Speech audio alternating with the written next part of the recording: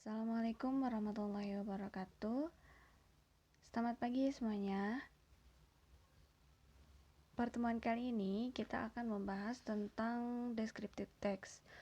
Mungkin teman-teman di sini sebelumnya sudah pernah belajar descriptive text waktu kalian semua belajar di SMP atau MTS kalian masing-masing. Akan tetapi di sini saya akan mengulangnya kembali.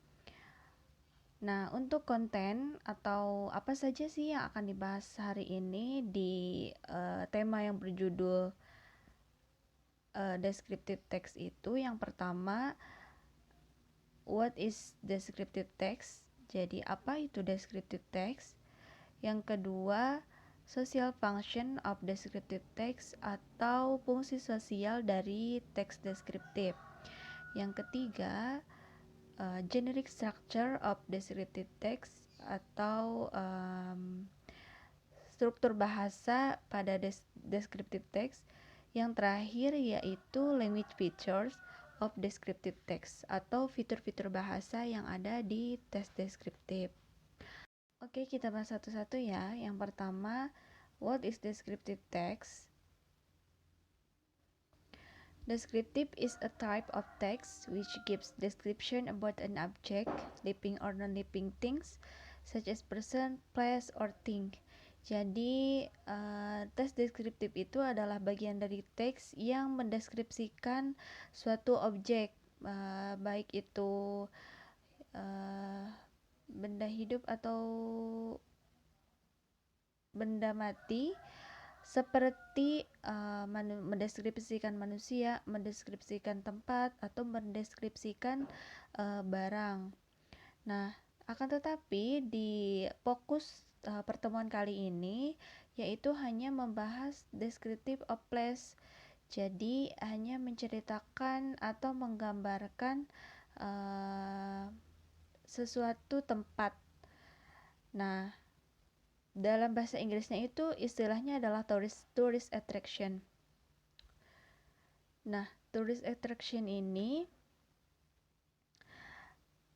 is a place of interest where tourists visit, typically for its inherent or exhibited natural or cultural value, historical significance, natural or beautiful building, offering leisure and amusement. Jadi, tourist attraction ini adalah tempat yang diminati wisatawan, biasanya karena nilai alam atau budaya yang melekat di tempat tersebut, atau tempat sejarah, keindahan alam, juga yang bisa jadi turis di sini yaitu bukan hanya turis orang luar negeri ya, tetapi turis di sini adalah artinya wisatawan, baik itu di dalam negeri ataupun di luar negeri. Nah, contohnya itu seperti tempat-tempat yang sering dikunjungi itu seperti gunung, danau, sungai, pantai, laut, ataupun objek wisata bangunan seperti museum, situs peninggalan sejarah. Misalnya kalau di Karawang itu ada Monumen Rawagede, Tugu Proklamasi di Rengas Dengklok, dan lain sebagainya. Nah, yang kedua yaitu social function of descriptive text. Apa sih social function dari teks deskriptif itu? Nah, the social function of writing descriptive text is to describe a particular person, place, thing, or animal.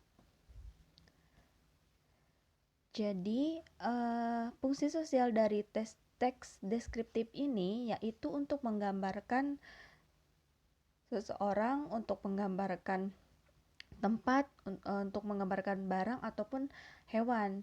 Jadi kalian memberitahu pembaca atau menggambarkan kepada pembaca bagaimana sih orang ini atau bagaimana sih tempat ini gitu. Atau pada fokus pertemuan kali ini kan tentang tempat. Jadi kalian memberitahu bagaimana tempat ini, misalnya lokasinya di mana, keindahan apa saja, dan lain sebagainya. Yang ketiga yaitu generic structure of descriptive text. Nah, It consists of two parts. They are identification, that is a statement that consists of one topic to be described, and then description, which consists of the detailed description about the object that is identified in the identification. Nah, generic structure ini adalah sistematika pada suatu alur yang tersaji di dalam sebuah teks, atau dengan kata lain adalah tahapan-tahapan untuk untuk membuat teks deskriptif itu menjadi bagus. Yang pertama ada identification. Nah, di identification itu yaitu pernyataan yang terdiri dari satu topik yang akan dideskripsikan, sedangkan pada description adalah terdiri dari uraian rinci tentang objek yang diidentifikasi dan dalam yang diidentifikasi dari identification sebelumnya, dari yang atas gitu. Untuk lebih jelasnya supaya lebih paham, di sini ada contoh pembagian generic structure, yang mana identification dan yang mana description. Bisa kita baca bersama.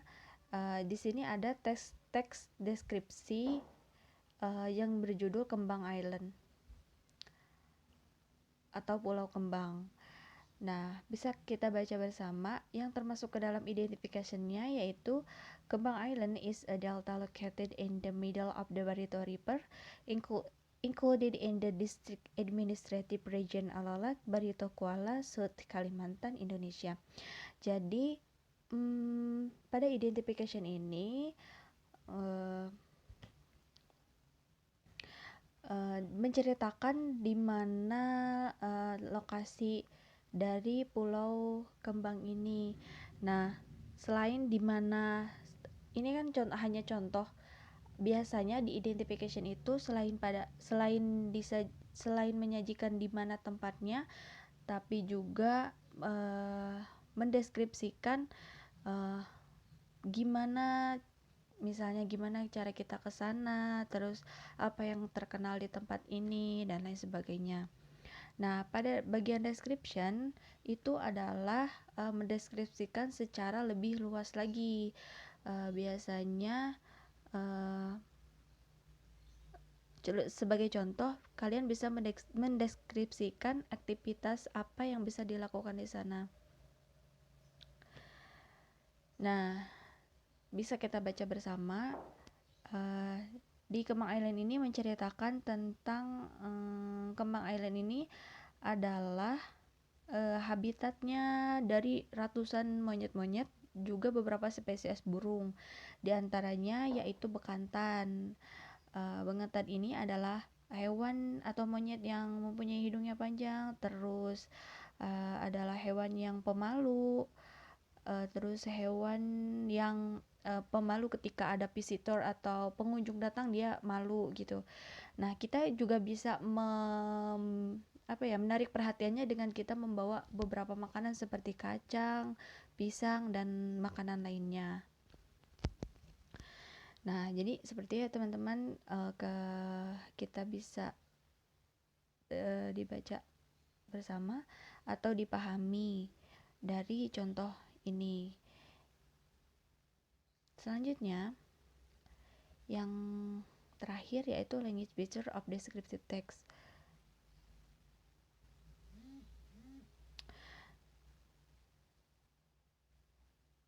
Yang pertama yaitu use specific participant atau subject. Jadi ketika kita membuat teks deskriptif itu harus menggunakan tema atau judul yang lebih spesifik. Contohnya Kembang Island yang tadi saya contohkan, terus Borobudur Temple. Jadi misalnya ini sudah spesifik karena sudah menyebutkan apa nama tempat tersebut. Kalau misalnya yang terlalu itu seperti ini, misalnya kalian membuat teks deskriptif, terus judulnya itu adalah pulau-pulau di Indonesia. Nah, itu masih terlalu luas kan, seperti teman-teman tahu pulau di Indonesia itu banyak. Jadi kita menggunakan yang lebih spesifik, jadi lebih menyebutkan apa nama tempat tersebut gitu. Yang kedua, use of adjective and adverb. Nah, adjective ini adalah kata sifat atau kata-kata yang mendeskripsikan atau memodifikasi kata lain yang membuat tulisan itu atau ucapan itu lebih spesifik atau lebih menarik. Contohnya seperti kata small, large, dan kata-kata interesting. Misalnya kalau kalian mendeskripsikan tempat menggunakan kata interesting, misalnya this place is interesting. Nah, terus kalian juga bisa pakai kata boring, bustling, crowded, beautiful, dan lain sebagainya. Kalau adverb ini adalah kata keterangan. Jadi di teks deskriptif itu ada juga penggunaan adverb. Nah, adverb ini seperti contohnya kata easily, directly, dan lain sebagainya. Yang ketiga, use descriptive verb. Nah, penggunaan kata descriptive word ini sebenarnya masih berkesinambungan dengan adjective atau adverb itu, kata sifat dan kata keterangan itu. Nah, descriptive word ini bisa membantu atau memvisualisasikan, mendeskripsikan atau mendefinisikan informasi tentang orang, tempat, benda, situasi, atau tindakan. Nah, bahkan kebanyakan orang berpikir bahwa di descriptive word ini bukan hanya berhubungan dengan adjektif, akan tetapi dengan adverb juga gitu, dengan kata keterangan juga gitu teman-teman. Yang keempat yaitu sometimes use degree of comparison. Nah, degree of comparison ini adalah jenis perbandingan yang digunakan untuk membandingkan sesuatu dengan yang lainnya. Contohnya seperti kata smaller, larger, dan lain sebagainya. Dan yang terakhir yaitu use simple present tense. Nah, simple present tense ini adalah tenses yang digunakan ketika kita menceritakan sesuatu yang terjadi saat ini atau adalah kebiasaan kita atau sesuatu yang mau diulang-ulang gitu. Biasanya formulanya agar lebih memudahkan kita ketika belajar, formulanya yaitu subject plus verb one plus object. Nah, akan tetapi simple present tense ini dibagi menjadi dua. Yang pertama ada verba. Verba itu ada kalimat positif, negatif, dan interrogatif. Positif yaitu seperti subjeknya I, you, he, they, plus verb one plus object. Contohnya I go to school. Nah, go-nya ini adalah verb. Gitu teman-teman. Terus untuk subjek she, it, dia menggunakan verb one, tetapi di sini verbnya itu ditambahkan s atau is. Contohnya itu seperti she goes to school. Nah, si go-nya itu ditambahkan is karena dia subjeknya she gitu. Untuk kalimat negatif sama aja seperti kalimat positif, akan tetapi ditambahkan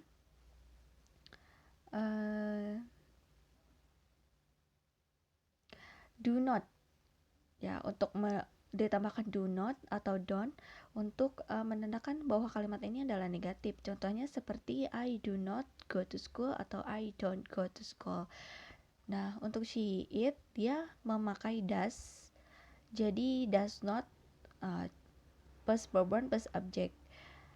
Untuk contohnya seperti she doesn't atau she does not go to school. Untuk interrogatif, karena ini kalimat pertanyaan, maka si do-nya atau si does-nya ini ditaruh di paling depan. Karena ini contoh, karena ini kalimat pertanyaan. Contohnya seperti do you go to school atau does she go to school. Seperti itu teman-teman.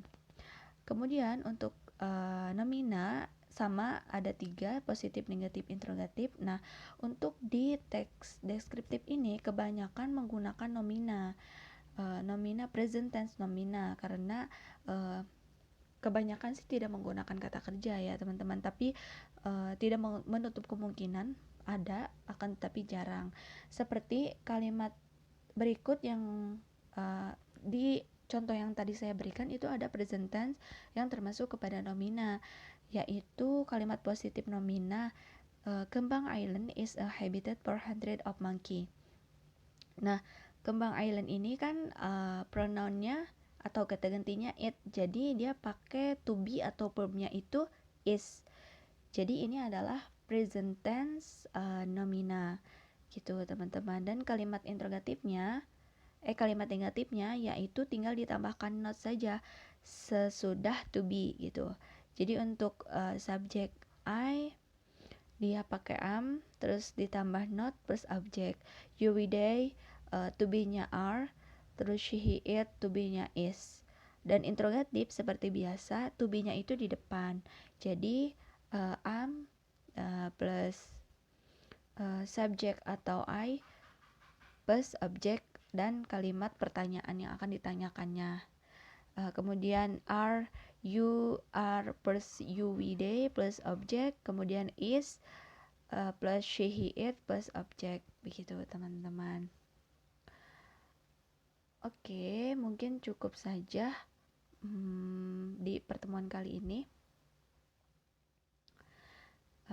Saya mohon maaf bila banyak kekurangan. Terima kasih atas perhatiannya. Wassalamualaikum warahmatullahi wabarakatuh.